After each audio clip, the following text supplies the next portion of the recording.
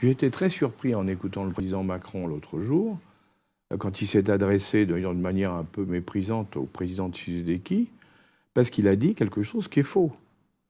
Il a dit « ça fait 20 ans que vous n'êtes pas capable de régler le problème de votre rébellion dans l'Est du pays ». Or, ce n'est pas vrai.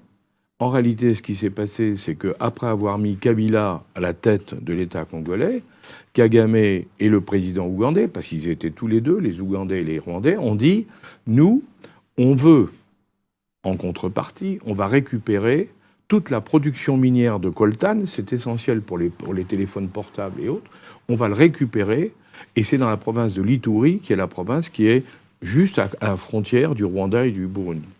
Et de l'Ouganda, pardon.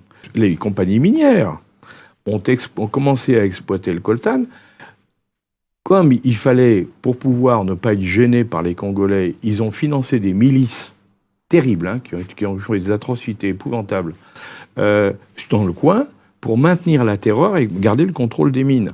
Et qu'est-ce qu'a fait Tshisekedi quand il est arrivé au pouvoir? Tshisekedi a dit, on ne peut pas continuer comme ça. Ça fait 20 ans que vous occupez une zone qui est une zone congolaise, que vous prenez le minerai, le coltan, et vous l'emmenez en Ouganda et au Rwanda.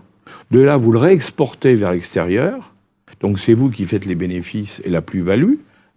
Et nous, qui sommes les propriétaires du terrain, on n'a droit à rien. C'est scandaleux.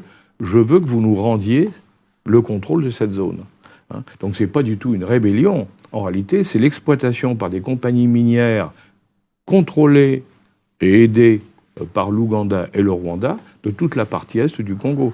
Et il y a une statistique, pour ceux qui pourront en douter, il y a une statistique fantastique, c'est vous regardez la production de coltan dans le monde et vous découvrez qu'il n'y a rien au niveau du Congo et qu'il y a plein au niveau du Rwanda, alors qu'il n'y a pas de mine au Rwanda de coltan.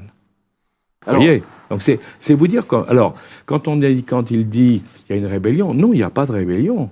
Et au contraire, c'est une exploitation. Et là, on revient à ce que je vous disais, c'est les fameuses compagnies minières.